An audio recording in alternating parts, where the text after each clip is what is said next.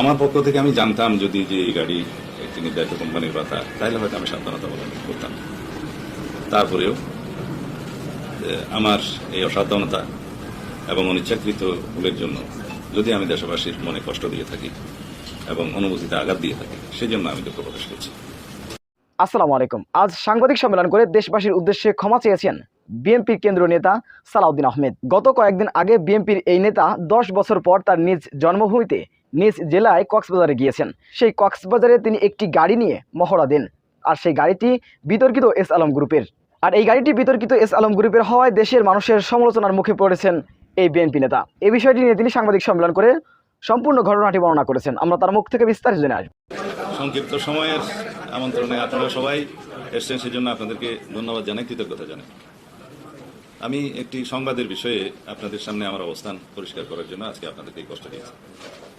গতকালকে জাতীয় দৈনিক প্রথম আলো এবং আর কয়েকটি পত্রিকায় এবং সম্ভবত একটি অনলাইনে এসছে, আমি দেখার সুযোগ পাইনি, একটি সংবাদ প্রকাশিত হয়েছে যে আমি দীর্ঘ 10 বছর পর আমার নিজ জেলা কক্সবাজারে অবতরণ করলে সেখানে সম্বর্ধনায় আমার দলের পক্ষ থেকে যে সম্বর্ধনা আয়োজন করা হয়েছে, সেখানে একটি গাড়ি আমি ব্যবহার করেছি, যে গাড়িটি একটি কোম্পানির, যার নামে সংবাদে লেখা হয়েছে এস আলম কোম্পানির। এই বিষয়ে আমাকে জানতে চেয়েছিল নিউজ করার আগে প্রথম আলোরই চট্টগ্রাম ব্যুরোর সাংবাদিক। তা আমি আননোন টেলিফোন, তারপরেও আমি হঠাৎ করে ধরে আমি বলেছি যে আমি কোন গাড়িতে উঠেছি, কোথায় যাব, এর কোনো কিছুই তো আমি ঠিক করতে পারিনি, আমি নিজেই জানতাম না। এগুলো জেলা বিএনপির নেতৃবৃন্দ যারা সম্বর্ধনা আয়োজন করেছে তারাই জানত। এখন দীর্ঘ 10 বছর পর আমার নিজ জেলায় যাওয়ার সুযোগ হয়। দলের নেতা কর্মীগণ আমাকে সম্বর্ধনা দেওয়ার যে আয়োজন করেছে বিমানবন্দরে এবং কক্সবাজার থেকে আমার নির্বাচনী এলাকা চকরিয়া পেকুয়া মহাসড়কের বিভিন্ন স্থানে, তাতে লোকে লোকারণ্য হয়ে যায়। কক্সবাজার বিমানবন্দরের যে সড়ক, বিমানবন্দর সড়ক, এখানে কোনো রকমের কোনো গাড়ি ঘোড়া ঢোকার কোনো সুযোগ তখন ছিল না, এত বেশি লোকের সমাগম। তা আমি বিমানবন্দরে নামার পরে কিছু গাড়ি দেখেছি ভিতরে, তা আমাদের নেতাকর্মীরা বলেছেন যে এটাতে ওঠেন, এই গাড়িতে আমি উঠেছি। তা এখন সেই গাড়িটি কার, সেই মুহূর্তে আমি তো ওই চিন্তা ভাবনার মধ্যে ছিলাম না, আমি তখন অনেকটা আবেগাপ্লুত ছিলাম। আমার দেশবাসীর ভালোবাসায় শিখতে হচ্ছিলাম এবং মনের মধ্যে মা বাবার কবর জিয়ারতের বাসনায় মগ্ন ছিলাম। তখন আমার মনের অবস্থা ছিল না যে আমি কোন গাড়িতে, কার গাড়িতে উঠছি ইত্যাদি খোঁজ নেওয়ার। এই সংবাদ প্রকাশ হওয়ার পরে আমি খোঁজ নেওয়ার চেষ্টা করলাম এবং জানতে পারলাম এই গাড়িটা আমার এলাকার এক ছোট ভাই, যে উক্ত কোম্পানিতে বিভিন্ন জমি জমা দেখাশোনার কাজ করে এবং কোম্পানি থেকে তাকে বিভিন্ন সময় ব্যবহারের জন্য এই গাড়িটি দেওয়া হয়। সেও অন্য সকলের মতো আমাকে বরণ করার জন্য এয়ারপোর্টে গেছে, তার গাড়িতে করেই গেছে, কারণ সেও জানতো না যে আমি তার গাড়িতে উঠব, আমিও জানতাম না আমি কার গাড়িতে উঠব। এটা জেলা বিএনপি নেতৃবৃন্দ ঠিক করেছে। তো এই অবস্থায় যে সংবাদটা প্রকাশিত হয়েছে তাতে জনমনে কিছু বিভ্রান্ত সৃষ্টি হওয়া স্বাভাবিক। তারপরেও এই একটি পুরাতন গাড়ি সে আমার ছোট ভাই নিয়ে গেছে, সে খুব আনন্দিত যে আমি তার গাড়িতে ছুটতে পেরেছি। এটা আমার পক্ষ থেকে আমি জানতাম যদি যে এই গাড়ি একটি নির্ধারিত কোম্পানির কথা, তাহলে হয়তো আমি সাবধানতা অবলম্বন করতাম। তারপরেও আমার এই অসাবধানতা এবং অনিচ্ছাকৃত ভুলের জন্য যদি আমি দেশবাসীর মনে কষ্ট দিয়ে থাকি এবং অনুভূতিতে আঘাত দিয়ে থাকি, সেই জন্য আমি দুঃখ প্রকাশ করছি। আপনারা যদি ইচ্ছা করেন প্রশ্ন করতে পারেন। আসলে আমাদের দেশে এই কালচার নাই, তো নিজের দোষ না করেও এরকম দুঃখ প্রকাশের কালচারটা আসলে এটা এতভাবে ভাইরাল হয়েছে। তো আপনার মূল বিষয়টা আপনি যেটা বললেন আমরা বুঝতে পেরেছি, তারপরও এখানে কোনো আপনি ষড়যন্ত্র আপনার বিরুদ্ধে এলাকার কোনো বিষয় আপনি আজ করছেন কিনা? না, আমি ঠিক বিষয়টিকে অন্যভাবে একটু ব্যাখ্যা করি। এখন আমাদের সবার উচিত পতিত ফেসিবাদের বিরুদ্ধে আমাদের বিভিন্ন রকমের তথ্য সমৃদ্ধ সংবাদ প্রকাশ করা, যারা দীর্ঘ 15-17 বছরে দেশটাকে বিভিন্নভাবে ধ্বংস করে দিয়ে গেছে।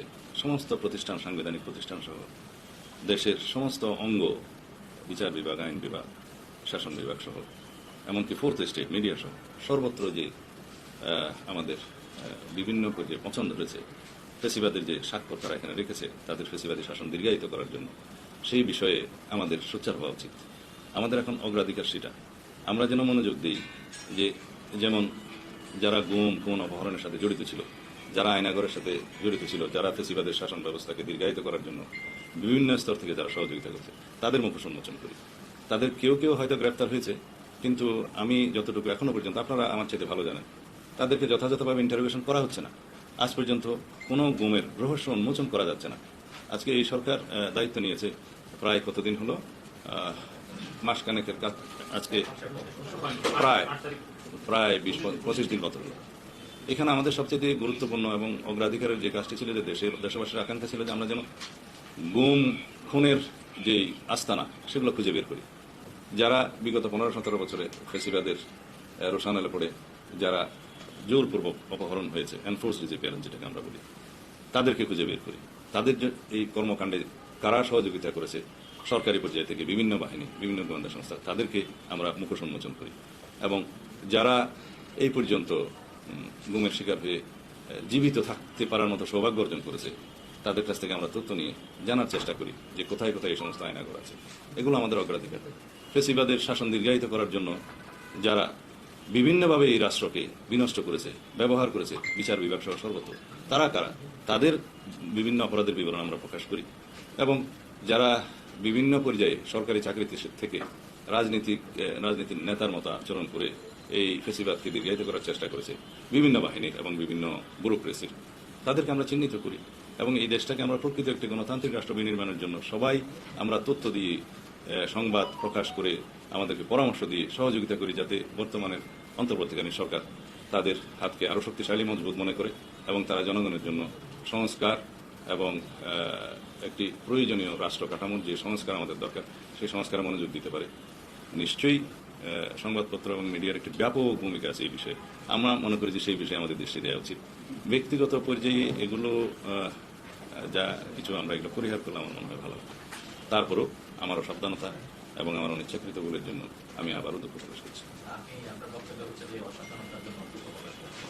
আমরা যদি দেখি আপনার এই একটা বক্তব্য কৌশল হচ্ছে প্রথম আলোতে, সেখানে আপনি বলেছেন যে এই গাড়িতেই তিনি চালিয়েছেন, ওই ব্যক্তি এবার আপনার 7-8 বছরের আপনার পারিবারিক। এই কথাটা আমি বলিনি। এটা কিভাবে লিখেছে আমি জানি না। ওইখানে আরেকটা মাইক্রোবাস ছিল, যেটার মানে ড্রাইভারটা আমার এলাকার ছিল। তা আমি মনে হয় ওই গাড়িতে উঠতে চেয়েছিলাম, যেটা আমার পরিচিত। তোরা মাইক্রোবাস মনে করে উপরে হুট খোলা ছিল না মনে করে ওখানে আমার ঘুরতে দেয়নি। এগুলো কথা বলতে গিয়ে মনে হয় তারা এটা মিসকোট করেছে।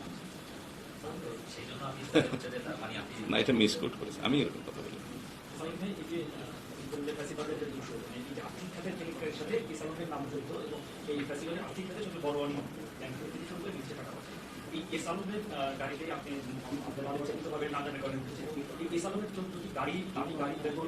সরিয়ে নিয়েছে, এক ডিপো থেকে আরেক জায়গায় নিয়ে গেছে, সেখানে বিএনপির একটি অংশ চট্টগ্রাম বিএনপি তাকে সাহায্য করেছে এবং এই কারণে তাদের বিরুদ্ধে অ্যাকশনে নেওয়া হয়েছে।